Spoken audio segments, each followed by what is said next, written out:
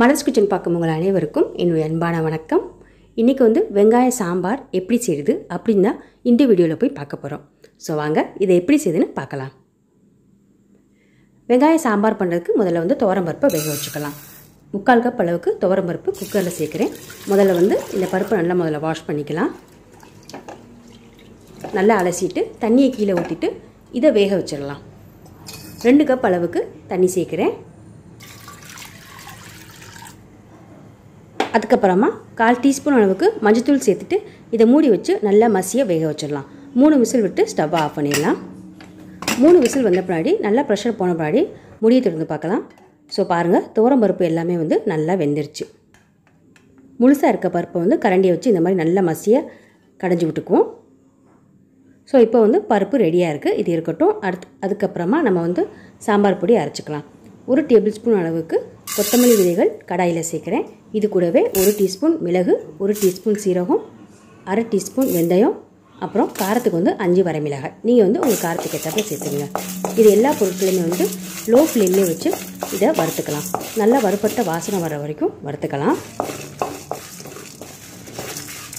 நல்லா வறுத்தாச்சு பாருங்கள், கலர் மாறிடுச்சு. இப்போ ஸ்டவ் ஆஃப் பண்ணிவிட்டு இது நல்லா ஆறின பின்னாடி மிக்ஸி ஜாரில் சேர்த்துட்டு நல்லா நெய்ஸாக இதை பவுடராக அரைச்சிக்கலாம்.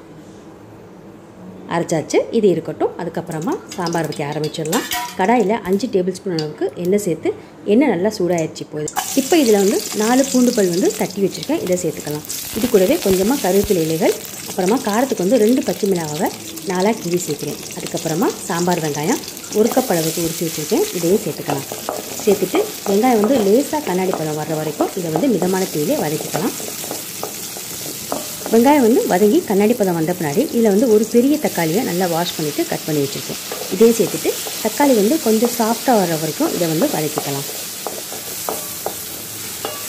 சாஃப்டாக தக்காளி வதங்கிடுச்சு. இப்போ நம்ம ஏற்கனவே அரைச்சி வச்சுருக்க அந்த சாம்பார் பொடியை இதில் சேர்த்துட்டு இதை ஒரு 2 நிமிஷம் இதோடைய பச்சை வாசனைலாம் போகிற வரைக்கும் மிதமான தீயிலே வச்சு எல்லாத்தையும் நல்லா மிக்ஸ் பண்ணிடலாம். எல்லாத்தையும் நல்லா இப்போ வதக்கியாச்சு. அதுக்கப்புறமா நம்ம ஊற வச்சுருக்க புளி தண்ணி சேர்க்கலாம். ஒரு சின்ன நெல்லிக்காய் சைஸ் அளவுக்கு புளி எடுத்து தண்ணியில் ஊற வச்சு ஃபில்ட்ரு பண்ணி இதில் சேர்க்குறேன். இது கூடவே தேவையான அளவு தண்ணி 1 கப் அளவுக்கு சேர்த்துட்டு இதை ஒரு 5 நிமிஷம் வெங்காயம் சாஃப்டாக ஆகிற வரைக்கும் வேக வச்சுக்கலாம். இப்போ தேவையான அளவு உப்பு சேர்த்துக்கலாம்.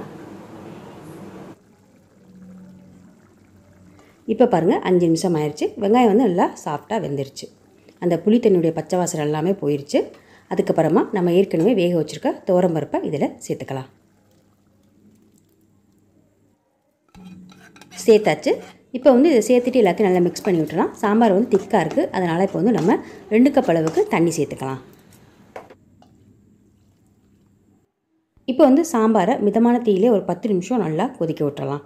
ஏற்கனவே நம்ம வெங்காயத்துக்கு கூட உப்பு சேர்த்துட்டோம். இருந்தாலும் இப்போ சாம்பாருக்கு கொஞ்சமாக உப்பு சேர்த்துக்குவோம். அதுக்கப்புறமா 1 டீஸ்பூன் பெருங்காயத்தூள் சேர்த்துட்டு இது எல்லாத்தையும் நல்லா கலந்து விட்டுட்டு 10 நிமிஷம் நல்லா கொதிக்கட்டும்.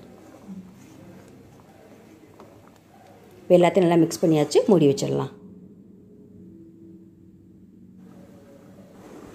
இப்போ 10 நிமிஷம் ஆயிடுச்சு. மூடி திறந்து பார்க்கலாம். ஸோ பாருங்கள், சாம்பாரெலாம் நல்லா கொதிச்சு தண்ணியெல்லாம் ஓரளவு நல்லா வற்றிடுச்சு.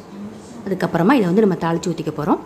அதுக்கு ஒரு குட்டி கடாயில் 1 டேபிள் ஸ்பூன் அளவுக்கு எண்ணெய், 1 டீஸ்பூன் கடுகு, 1/2 டீஸ்பூன் உளுந்தம்பருப்பு, அப்புறம் 1/2 டீஸ்பூன் சீரகம் இதெல்லாம் சேர்த்துட்டு இது கூடவே கருவேப்பிலை இலைகள் சேர்த்துக்கலாம்.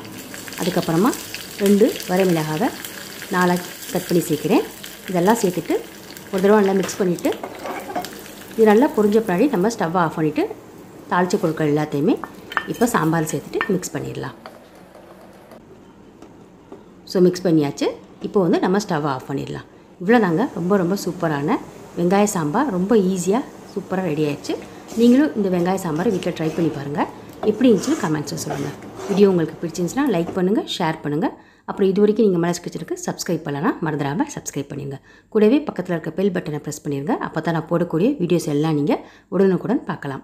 மீண்டும் பார்க்கலாம். நன்றி, வணக்கம்.